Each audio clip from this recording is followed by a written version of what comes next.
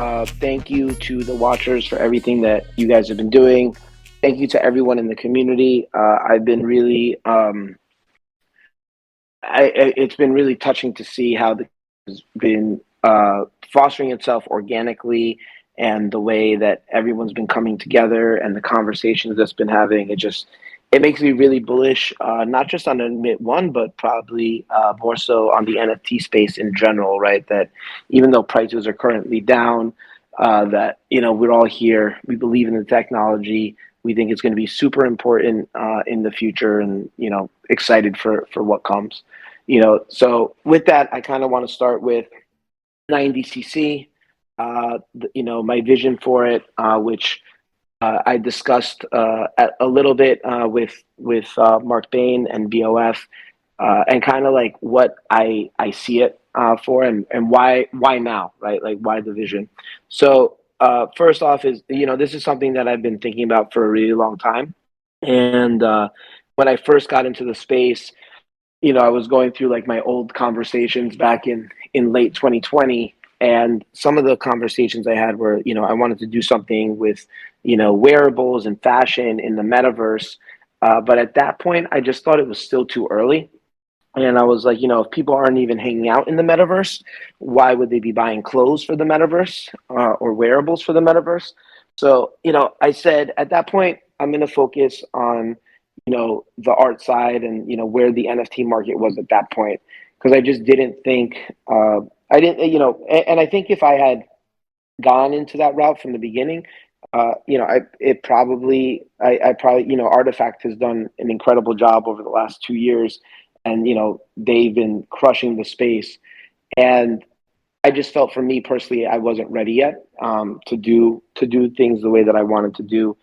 And I've been letting things develop, and been working with Adidas, having conversations with brands across the space, with brands outside of the space, and just seeing that, like, as a consumer, there are certain things that I would like to see that I just haven't seen, these brands doing as they're coming into the space, and things that they're focused on, and things that I personally would like, right? And so, like, for instance, one of the lowest hanging fruits that I see, right, as a collector of, anything, that is scarce, right, whether it be wine, watches, cars, clothes, purses, whatever it is I would like to know how many of those exist, right, in the world. And I think that determines, like, probably the terminal value, right, of something over time. And you see that, with sneaker collections. You see that, with sneaker drops, where some sneakers that are more limited go for a higher price long term, because there's more demand. And but, like, at the end of the day, you really don't know. No companies really disclose how many of those sneakers are made, for the most part. And so, to me, it's like, as a consumer, something I would like to see personally is a uh, have certifiable scarcity, right? So I know that if I'm buying something, it is one of X, and not one of 10X or 100X or 50X or whatever it is. And so that, to me, was like, okay, like, I would personally like to see that. I'm sure that there are a lot of other people that would like to see that. And I just felt like, from the conversations that I was having, if I left it up to those that um, already have the brands in the heritage space, that I'd probably be waiting for a long time. So I'm like, you know what? I want to be able to do something I think is cool, that I would want to wear, that is an experience that I would like to have as a consumer. And I was like, fuck it, I'm just going to do it, and it's very similar to me of something I did for Bitcoin Miami back in 2021, where I did a 3 day scavenger hunt. And it was a 3 day event, where all you had to do was kind of go to the location that I tweeted about, collect a POAP, and you got like a $5 gift card for like the first 20 people that were there. And I wanted to do that because I said to myself that, you know, we as an industry, as a Web3 industry, need to create that model that will lead to mass adoption, right? Because for a legacy brand in any industry, when they come into the space, they're not going to, just because they have so much on the line, they're not going to be the most innovative, projects, right? They will help with mainstream adoption, but they won't necessarily be pushing the boundaries of everything that we want to see happen in the space. That has to come from within. And I feel like I did something with that proof of ape scavenger hunt, and I thought it was cool, and I thought it was fun, and uh, thankfully a lot of other people thought it was fun. And to me, I was like, all right, that's cool. Like people tweeted and reached out to me afterwards saying that that was one of the more fun things they did that week because it was really bringing crypto into the real world.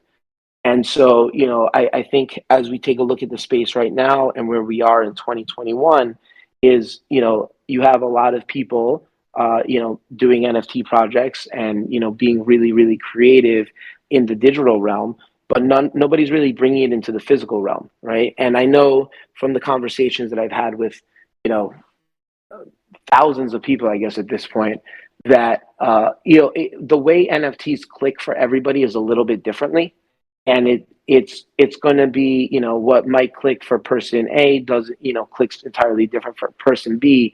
But when you're able to relate something back to a physical example that they understand, then like it starts to click, right? And one of those examples I've used for non-fungibility is t-shirts, right? In the sense that if you wear a t-shirt and I'm wearing a t-shirt, they aren't necessarily the same value, right? Whereas if you have a dollar and I have a dollar, we exchange dollars, we both have $1 worth of value. But that doesn't work with clothing, right? And in that t-shirt example, right, depending on who makes the t-shirt, what is the wear and tear of the t-shirt, what is the condition of it, right? All these things determine the value of that shirt, and they aren't always necessarily the same. And that's in its most basic form. That's what non-fungibility means, right? And once I started using examples like that, people are like, oh, okay, I understand what an NFT is, or they start to understand what an NFT is. Whether they decide it has value or not is something entirely different, but at least they start to understand the concept. And so, I think for me, it was a lot of these things lining up where I had all these opportunities available. I access to some of the best talent in the space, talking to some of the best creators on the planet, and I just want to execute on something that I think will be cool, that I think I would enjoy, and that I hope that other people will feel the same. And bringing that crypto NFT element and the gamification that we see in the space out into the real world, and creating really fun and unique experiences that I think will be really dope. So I'm like super excited about this. This is something that I've been thinking about for a really long time. It's something that I've been working on for a really long time. Um, and it's something I'm super, super excited about. And for me, like it's really the next step of the journey for me, and what I think will help lead to more mass adoption across the globe of NFTs and concurrently blockchain technology going forward. So with that right there, that's like kind of like a brief intro. I know we have a bunch of questions in the AMA. So iteration one, the drop will happen at some point in August, with the shipments of fulfillment happening at some point in September. Obviously, supply chain issues around the world is making this take longer than I would have originally wanted. I originally wanted to make the announcement of the brand a few weeks after Admit One, but because of just issues and bottleneck issues across the globe, it's really slowed down that process more than I would have liked. The With regards to the drop, it's going to be a t-shirt, a high quality t-shirt that I have been working with a designer on my team. Really, it's cut and sew. The fabric is really good.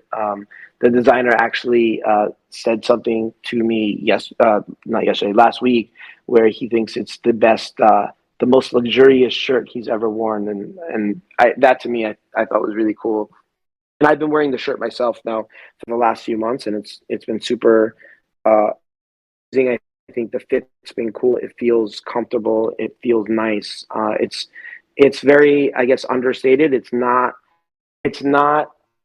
like a lot of, I think, the uh, graphics and the styles that you see in a lot of NFT projects that are out there when they release their merch, because like it's also not merch, right? Like I consider this a product and not necessarily uh, merch that like gets mass produced from like a supplier that everybody uses. So it's something that I put a lot of time, just kind of like with regards to the fabric and the threads and the sewing and the cuffing and everything that could be controlled, like just very detail oriented, focused on all of that, and it's been awesome and fun doing it. So I'm excited for that. There's going to be 1100. I believe the final number is going to be 1111, so 1111.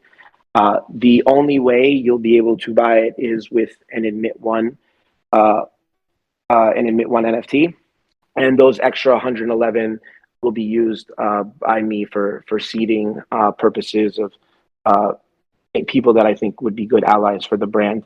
But yeah, there won't be a public sale of it. It will be very much geared towards the Admit One community, and I will be releasing more details around the drop. It's not a free drop.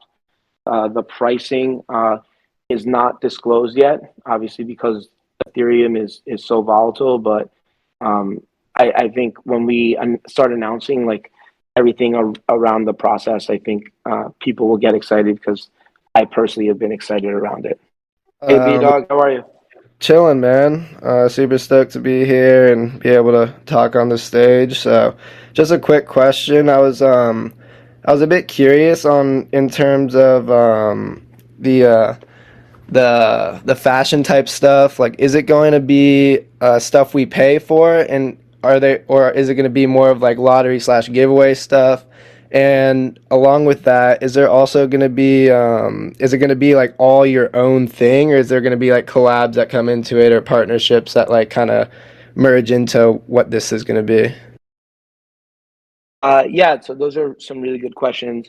Uh, they will be drops that will be paid for. I firmly believe that the free drop model, it's not sustainable long term. I think from a business perspective and from a planning perspective, and also like I just think that it kind of is very Ponzi nomical in the sense, and I think you've seen that with some projects of how it just reaches periods of unsustainability, and also, I mean, very much you get what you pay for, right? Like it's if you want to be buying something, if you want something that's a quality product, like it can't be for free. It's a physical product. You know what I Right. mean? So I agree. I uh, agree. yeah, yeah. So it's for that reason, it won't be free. There will be a price tag on it.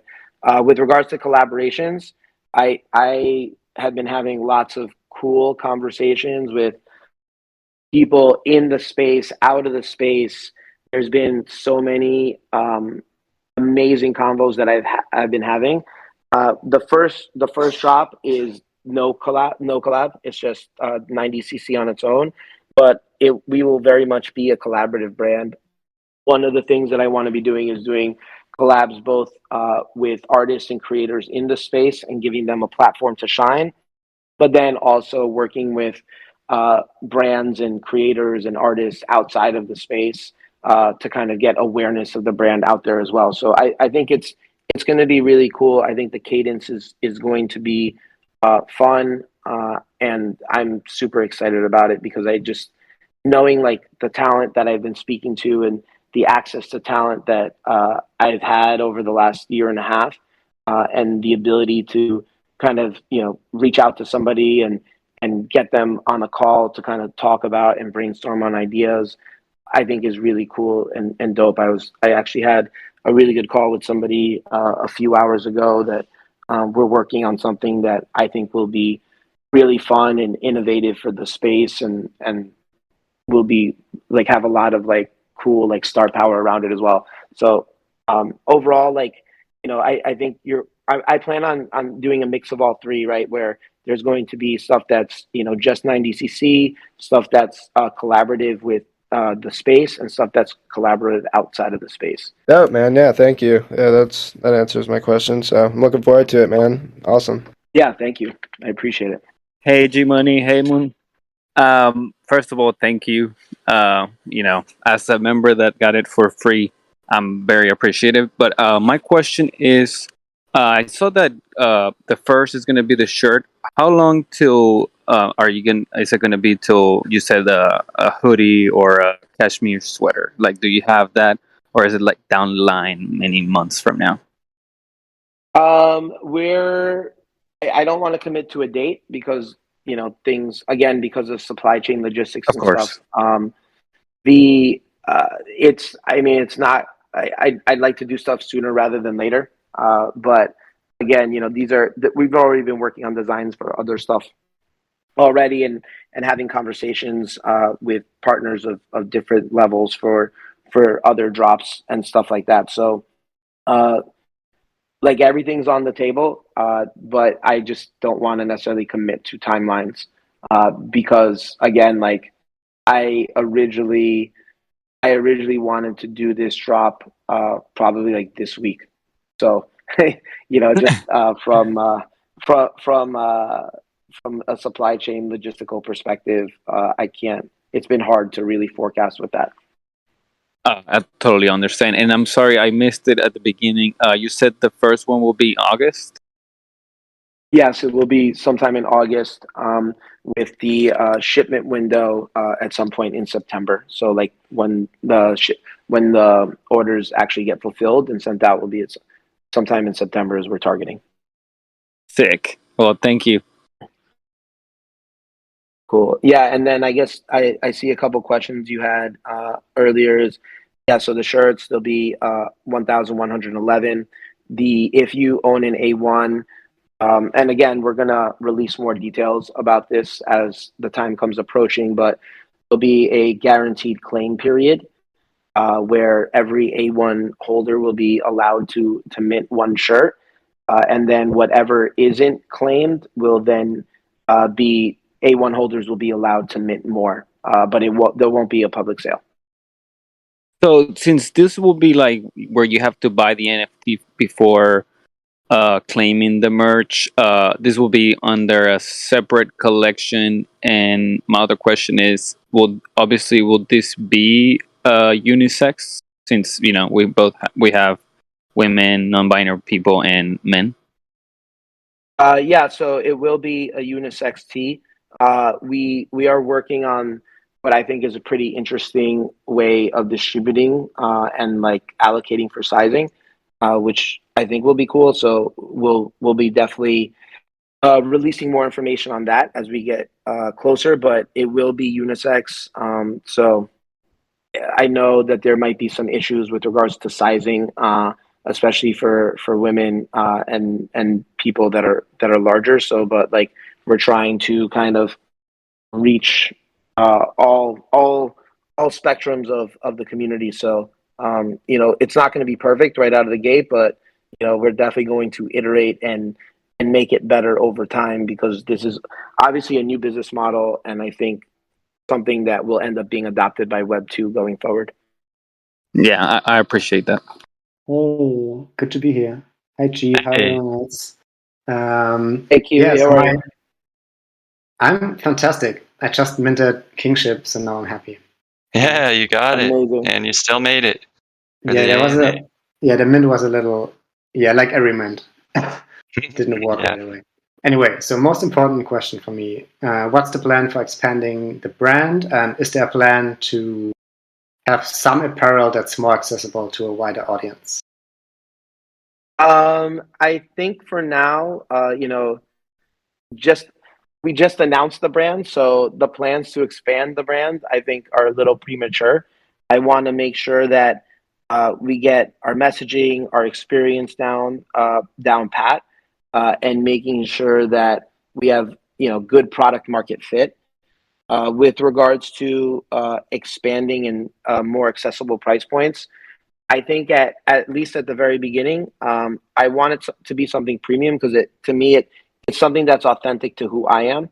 And like I like buying, premium products, goods, or whatever it is that I'm doing in my life, and I want to put something that I want to put something out there that I'm proud to put my name on, and that I will wear, and that I would wear. Like it's funny because over the last year and a half, I've had so many opportunities for brands that have come to me and be like, "Oh, we should do this," and it would be really lucrative. It would have been really great, but I'm like, I would never do that because I would never like buy that myself. So I wouldn't necessarily put my name because it's very inauthentic to who I am as a person. And so that to me is, I want to be focused on that specifically because I want to make sure that we get it down right. Like we get the process down right and don't expand too quickly, too fast. But then also it's like I want to be putting a high quality product out there that is premium, that people feel good when they wear, that the people are proud to wear or use, and are proud to show off, right? Because I know, just like anybody else, when I feel and look my best, like I am the best version of myself. So I want to be putting something out there that helps people feel get to that state amongst themselves as well. That's great. Are you proud of the beanies? Because that has a pretty wide audience. Yeah, no, for sure. I'm definitely I like anything that I put my name on, like everything that's been happening with Adidas, like I'm super proud of, right? Like I'm really, really happy of the stuff that they're working on, and the conversations that I have with their team and their vision of what they've shared with me with their roadmap. I'm excited to be a part of, right? So even like, when I was having, I think it was either this week or next week, a year ago, was the first time I went to Adidas HQ and I had conversations with them, and I was like, oh shit, like this is real, like this is gonna happen, and I was super excited. I still am, and I can't wait. Like I have a ton of stuff coming to my house. I don't know when it arrives, but like I'm anxiously waiting. I've been rocking a sample of the hoodie for the last 6-7 months, and like I take it everywhere. Like I think on the way to VCon, somebody said they spotted me. They recognized me because they saw me wearing that hoodie. Nobody has it yet, but it's exciting stuff, and I'm looking forward to not just stuff that I'm working on with 90cc, but also the stuff that Adidas is putting out, and conversations that I can't disclose yet that are coming out soon, hopefully. That makes me want to ask one more question. Yeah, go for it. So, do you have some completely different projects that are not related to, well, the new fashion brand Adidas? I mean, I have conversations with a lot of people and brands that are, let's say, on the spectrum of from preliminary to a little farther advanced. I think one of the things that the brand gives me is when a lot of people reach out to me, they're like, "We want to work with you." I'm like, "All right, great. Like, what do you guys, what's your vision?" And a lot of times they don't know how to necessarily approach me because they're like, well, we don't like, we want to get you involved. We don't know exactly how to get you involved. I think launching 90cc gives them almost like a language to work with me in, because now they understand, okay, a little bit clearer of what G Money is and what I stand for. Because I think people in the space know what I stand for and what I'm about and what I'm working on. But I think, as brands are looking to come in and they obviously want to do something that resonates with the consumer and they want to be as authentic to the space as they possibly can, but they haven't done, let's say they're not as deeply involved as we all are in this space, right?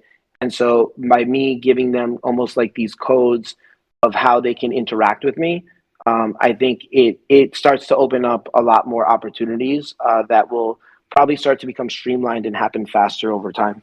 I have many questions, but let me ask one last one, and then someone else should take over. Can you talk a little bit more about that NFC chip? And yeah, do you think this is a game changer? Yeah, so yeah, I'll talk a little bit about it. We're actually using IYK as the tech partner and so they're based out of New York.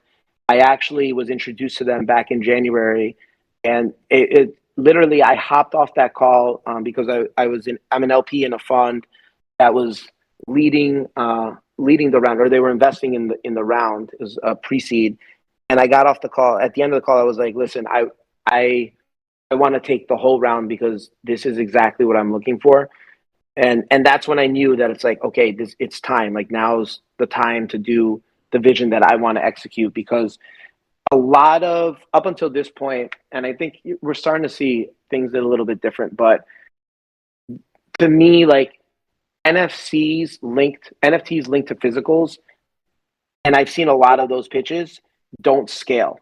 And the reason why they don't scale is because currently a lot of it is push technology, in the sense that if I have a t-shirt that, and we've seen it in the space where there's a lot of breaking of that linkage of the physical and the digital, right? And I saw this really early on because I remember when the Beeple Everydays happened and there was that 6 to 8 week claim period. I remember like reaching out to like the help in their Discord at Nifty Gateway, and I was like, "Oh, what happens after the claim period? Like, what happens if I want to buy and sell this, digital and physical linked together once that's done?" And they're like, "Yeah, like we have no solution for that." And I'm like, "Well, that's kind of shitty. Like that's like a bad user experience, right?" And from like you want to keep, like, the whole point is you want to keep the digital and physical together, at least for me, right? And we've seen that link being broken time and time again, and it's partly because it's physical. It's a push tech, in the sense that if I have a T-shirt and I meet you face to face and I give you the T-shirt and you give me money for it, I then have to go home, log into my computer, send you the NFT to your wallet, and then that's how you keep them together. To me, that doesn't scale. Like it's like once I get the money, I'm not really that incentivized to do anything else because I've already been paid. So the cool thing about the conversation I had with the team at IYK was that it was pull technology, in the sense that if you have the physical product, you can pull the NFT into your wallet as long as you have the physical product. And that to me was the coolest part about it, where it's like that scales, right? Like in that exact interaction that I just explained, I don't need to do anything after I get the money, because you can then pull the NFT into your wallet if and when you choose. And that to me is much more scalable, because that's kind of the way we do commerce today. And you're keeping the physical and digital linked together. And that to me, I think is really important. I think probably because the space is so early, we haven't really seen it matter just yet.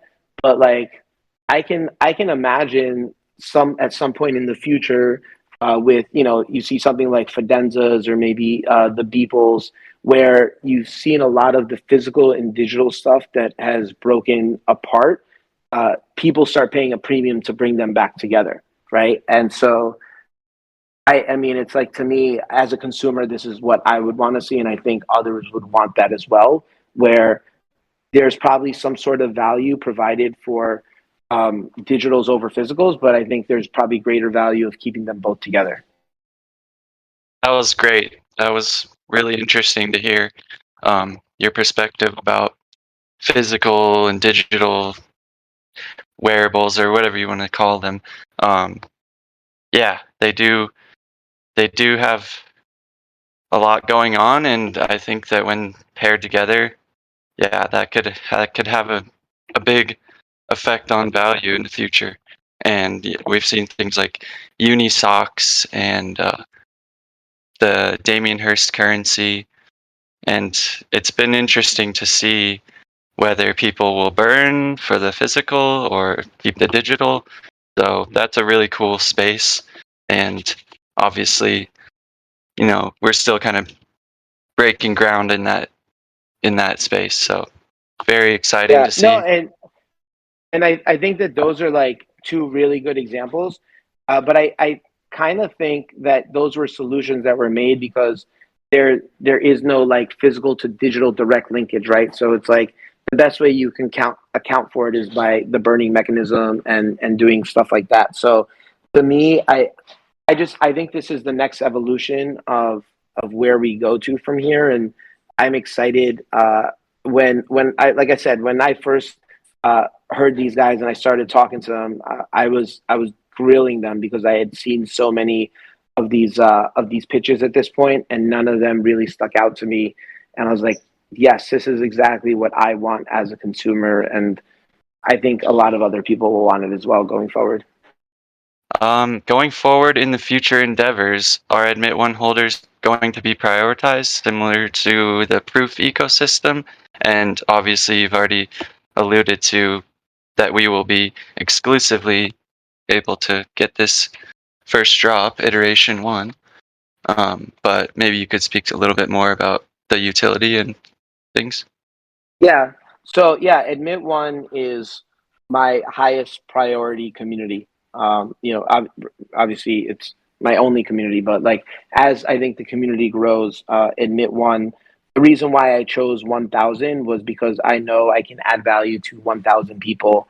To me, it's I forgot who was that wrote that article years ago about 1,000 true fans, and you need 1,000 true fans in order to create, that's all you need. It's like you don't need like millions of streams or whatever it is, right? You only need some people that are die hard about and die hard and passionate about what you're doing, and you can really work on building something from there. So to me, Admit One is the main entryway of all things gmoney.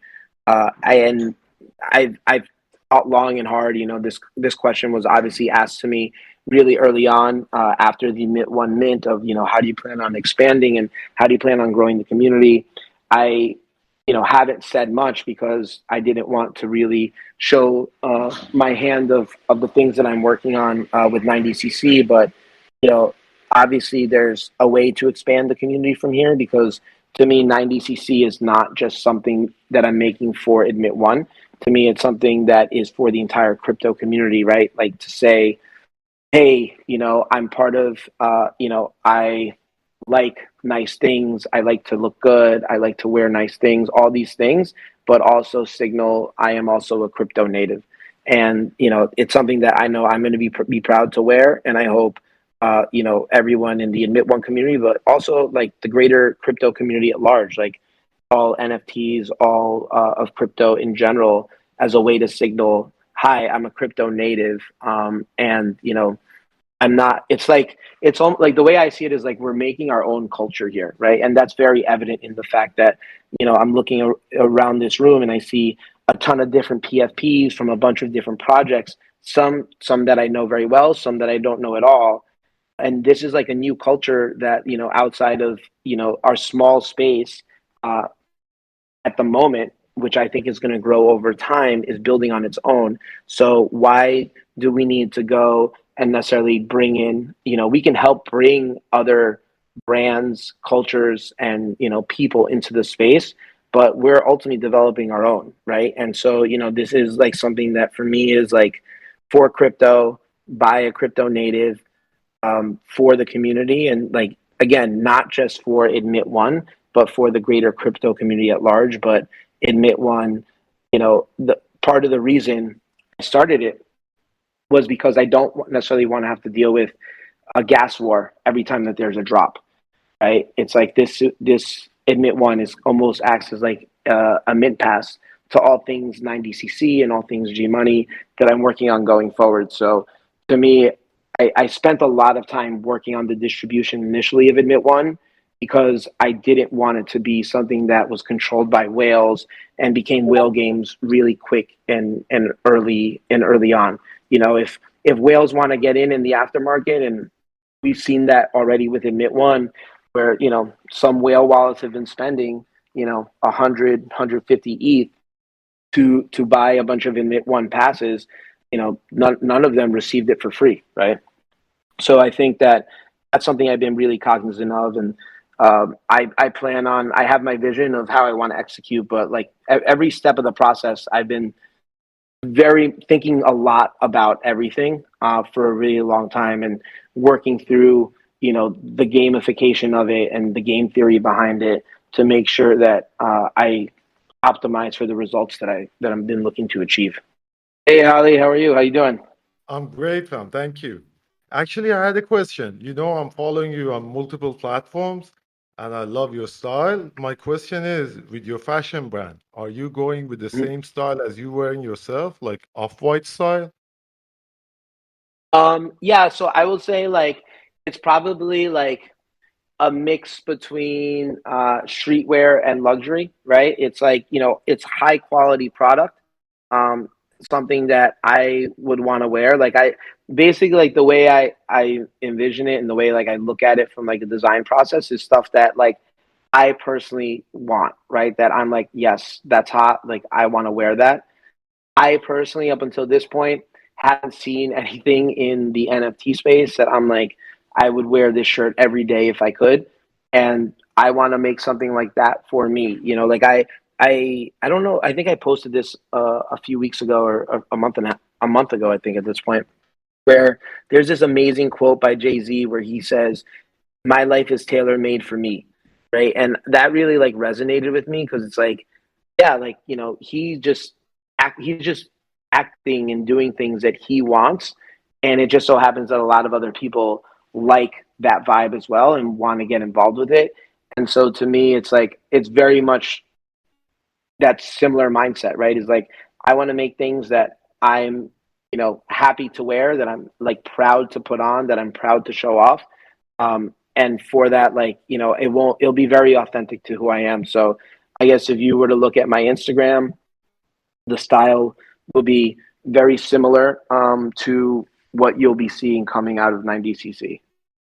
Oh, that's great, because that was I was expecting actually, because you're wearing like kind of streetwear casual, but with primary brands, luxury brands, and that was the exact thing I was expecting. Thank you so much. Awesome, thank you. Yeah, I mean it's something I've been very cognizant of, and I think that there'll be a lot of people in crypto that are really interested in it, because listen, at the end of the day, I think crypto is a very casual community, and just because you're casual doesn't mean you don't necessarily like nice things and nice products, right? So there's been a lot of attention to detail, working with the best creators and designers on the planet, sourcing the best materials from the best locations, and it's been fun and awesome learning process for me, and like it's really like I haven't had this much fun in a long time, so I'm really excited about everything. Are we going to see the G logo on them or something different? I well, you're gonna have the 90cc logo on there. There won't be. It's there's. I'm separating, let's say, G Money and the G logo from 90cc for. I'm not sure. There've been a lot of issues with designers using their names in the past where for some reason, whatever, something happens and maybe they lose control of the company or whatever, they're kicked out or whatever it is, and they can no longer use their name in certain ways. And so to me, I wanted to do something that would kind of separate a little bit from G Money, and God forbid, for whatever happens for whatever reason, but then also be crypto native, which is why I went with the last four digits of the wallet that will be the source of truth, because that's a great nod to crypto, but I don't think it's that intimidating to people that don't know, right? Because at the end of the day, it's just four digits.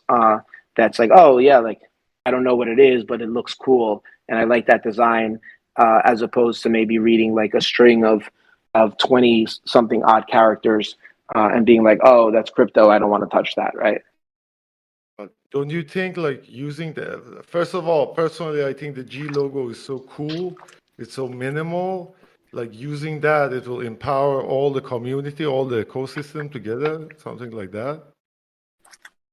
Yeah, I mean, listen, I'm not opposed to using it at some points in the future where I see fit. I just know that I wanted to be building something separate that wasn't necessarily just G Money, that was more, let's say, inclusive of like just everybody in crypto. Um, to rally behind, as opposed to like I mean I love the logo, right? Like I think the logo is really cool. I also think the 90cc logo is really cool and classic and amazing. And again, we spent a lot of time going over the iterations, and before we finally settled on the final design. But I won't say absolutely not. But at least at the outset, like they will be separate, but never say never. And like, I mean, this is also like a cool conversation that we can have as a community, right? Because I do think that one of the cool things of having the community, and like I want to start a separate 90cc chat where we can talk all things 90cc and like ideate on ideas. And I have a couple cool ideas for community involvement going forward that kind of makes this um, like more interactivity from the community than you would traditionally see from, let's say, a design house. So I think there are a lot of cool things that we can do with this, and I'm open to listening to feedback. It doesn't. I'll tell you right now, it doesn't always necessarily mean I'll take it, because like I have my vision of what I see this brand being and what I want it to do, and but I'm always open to taking feedback and analyzing it and thinking it over. I don't want to talk too much. This is the last thing. I think many of the members in this chat will agree with me that we would love to have a hoodie with the G logo or Admit One on it, because that will look great. Okay, cool. All right, I appreciate that feedback. Hey, how's it going? So yeah, gee, thanks for taking the time to do this AMA, and Moonbear Big, thank you so much for moderating, and hello to the rest of the Admit One community. I go by Corey for anyone who doesn't know my name already, but gee, I have 3 quick questions for you. So I'm looking to understand a little bit more as an entrepreneur in a hyper-growth industry from a business perspective. You touched on this a little bit before with Ali's question, but I would love to hear a little bit more about how you view the connection between your already existing gmoney brand and Mint1, and then the new 9DCC brand, and then the role that each one plays in your long-term growth. The second question, a little bit less wordy, but as a brand manager, what type of short-term and long-term KPIs are you looking at to evaluate the success of this launch? And then, being an AR leader in the space already, I'm curious to know if you see AR playing a role in this brand at some point in the future. Cool. Thanks, Corey. Thanks for those questions. Very helpful. So when I think about both the gmoney brand and 90cc, I see them very interconnected. Like, the values that 90cc stand for are values that already, like, that gmoney stand for, and that I want to be incorporating. So I mean, I think you saw it a lot with Virgil, right? Where Off-White was its own brand, but we all knew that it was Virgil's.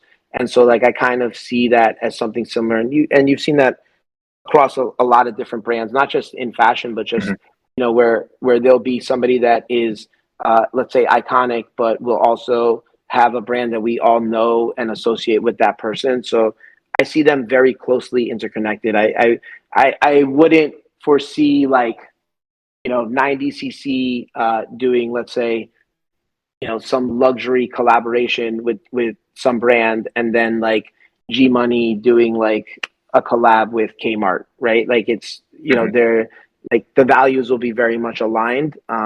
Just slight separation, I think, just because I think some things are definitely aligned with gmoney, and some things will probably be more aligned with 90cc. So I think maybe to answer your question, maybe that wasn't a total complete answer, but that's because that's the way I see it. Yeah.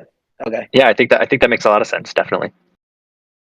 Okay, cool. And then I would say with regards to KPIs, I think personally I will see a lot of KPIs being with regards to the community building and the success of the interactivity. And like I plan on very much making the community choose, each member choose it, almost like a choose your own adventure. And I don't know if you guys ever read those books when you were kids, but when I was a kid growing up, there's, you know, this book series called Choose Your Own Adventure. So it would be, Or you know, you Bandersnatch, start it reading sounds the, like, on you yeah. on So I mean, Netflix. okay, yeah. So it's very much like, you know, if you go left, go to page 7. If you go right, go to page 54, and you kind of like figure out your path from there. And sometimes, you know, the story would end very quickly. Sometimes it would be very long. But I think one of the interesting things is like making people decide how they want to interact in the ecosystem and how interactive they want to be, right? So, you know, I without tipping too much of it off, like I plan on making people make those decisions, and have to decide how they want to be a part of the community, how they want to be, you know, gamifying their experience in the community. And I think I have some fun things planned. I'm super excited for it. I'm not ready to disclose any of that at this moment, but I'm really excited about it. And that to me is probably, I would say, like the biggest KPI, with regards to it's not going to be the initial launch. I think even, you know, if I think the initial launch there, it'll be fine. For me, it's more of like the long term community building, because ultimately, as we've seen in the entire NFT space up until this point, is like it's, you know, you have nothing unless you have a community, and the more vibrant and fun experience that we can have as a community, the more infectious that is, and the more other people will want to be a part of it, and people will, you know, be attracted to it long term. Awesome. Thank you. And then the last question I had was around AR and the if you see AR playing a role in this brand in the future. Yeah, I definitely do. You know, I've invested in, you know, I'm a member of Red DAO, which is a fashion DAO, and you know, I have personally invested in some AR companies, and Red DAO has invested in some AR tech companies. So I know that I have the opportunity to partner with some of the best people in the space and doing some really cool stuff. And already, you know, just trying to figure out the best way to go about it. You know, I don't want to commit to anything like that really out of the gate. But I also know that like having you know, partners and companies that I've invested in that I know are fully capable of doing something cool, and being able to showcase their technology on something that's at least semi-scaled, and allows an audience to see it work at scale, I think is pretty cool. So it's definitely something I'm thinking about, because I do think that is somewhere in the future fashion, where fashion is headed, you know? Yeah. Yeah. Awesome. Well, thank you. I appreciate it. Thanks for those answers. All right, thanks so much. Yo, what's up, G? Hey, what's up, Jeremy? How are you? Good, man. Good. So just quick comments and question, and then I got to hop as well as probably some of the audience for other calls and stuff. But first comment, 9DCC, man. As I was reading through the Admit One press release here in the channel, it dawned upon me while you were talking about the logo and the differentiation. What a clever touch point it actually is, because you talk about blending sort of Web 2 and Web 3 seamlessly at all levels. And I think 90cc does that in a brilliant kind of way, because, you know, seeing the word spread today, just like from my own point of view, I've seen a lot of people begin to ask, what does 9DCC stand for, right? Now, if you're in the Web 2 world, what's really cool is if you see that and then ask that question, it might be your first touch point into Web 3, right? But since you're blending the sort of crypto and the classic, as you said earlier, it is that sort of seamless blend. So I did just want to point that out because you guys were chatting through it. Or maybe that was intentional, maybe it wasn't intentional. Knowing you, it probably most definitely was, my man. And then the question is, when you were talking about the pool technology earlier, when it comes to linking NFTs to physical items, it got me thinking, and I actually genuinely don't know the answer to this. But one thing that makes NFTs valuable, one could argue, in this Web3 space and in the future metaverse is provenance, right? And hypothetically, the more interesting provenance an NFT has, you know, through its users' deeds and activities in the metaverse, you know, the more that could potentially become valuable. I think it's one thing that kind of caught our imagination early on. With the NFT and the physical item being linked, and this could be a simple yes or no. I don't want to dive too deep into the weeds, but with it being tied together a little bit more intimately to the physical world, does it incorporate provenance from the physical world into the NFT in any sort of way, if that makes sense? Because that would be truly a really interesting sort of intermingling, so to say. Man, Jeremy, you always know how to ask the right questions. For those of you guys for those of you guys that don't know, Jeremy and I worked really closely for the Delphi Infinity Fund last year, analyzing a lot of investments that the fund made and deploying all the capital. And if you don't follow Jeremy, make sure to go follow him on Twitter because I think he's one of the best minds in the NFT space, and he's somebody I always like chatting with. So yeah, so a quick little plug for him. But Jeremy, to answer your question without giving too much away, yes. That's cool, dude. That's cool. Yeah, it's something that I've been thinking about, and you know, a lot of times when we get on the team and you know, we chat with the IYK guys, you know, probably bi-weekly or I guess weekly at this point. We'll be on a call. We'll have a call scheduled for like 30 minutes, and we've done like an hour and a half, maybe 2.5 hours, but definitely hour and a half to 2 hour calls where we're just like jamming for like straight of like, well, what if we did this or what if we could do that? And like just really doing a lot of cool things in the real world that I think it'll be a lot of fun that I think will be really cool and amazing experiences. And so, yeah, long story short, yes, I'm definitely thinking about that. It's interesting you say that because like I think the NFT space is still so nascent at this point Yeah. where that provenance of ownership, right? Like, you know, there hasn't been the opportunity for like an NFT to be owned by like me and 6529 and Flamingo DAO and like, you know, a bunch of other large collectors where it's like, imagine, you know, there was a piece of art, right, that was passed along for, you know, centuries that was owned by like the Medicis and, you know, the Morgans and like whatever, and like all these famous families that like have that proof of provenance, but like it's just the space hasn't existed long enough. So I think like Yeah. over time, you know, provenance and chain of ownership probably will matter at some point. But I still think it's too early because there's not enough turnover that happens probably at the super high end. But Yeah. Well, I think that there's a lot of ways to play with that. that same thing you just highlighted there is also a way for a common item to become a legendary item. And what I mean by that is Excalibur was once a sword, right? Now, how did Excalibur become Excalibur? And you've heard me say this before, G. But like, you know, Excalibur slayed the dragon. It was at the round table. It went on 1,000 quests. And I guess like the real world example when it comes to art is imagine a mundane piece of art that was in France in 1939, but somehow it survived World War II. Maybe it got passed around a few Nazis' hands. And while everything else around it got destroyed, it somehow ended up in one of our famous galleries today. And it could have been that story alone that made that mundane piece of art valuable, right? And that's the sort of cool thing that I really look forward to seeing begin to happen as these two worlds intertwine. But appreciate the context there, G, and knowing how much attention you pay to detail, I'm sure the community will not be disappointed. But yeah, good to touch base. I got to hop for another call, but always good to chat, sir. Yeah, awesome. Thank you so much. Thanks for everybody for tuning in.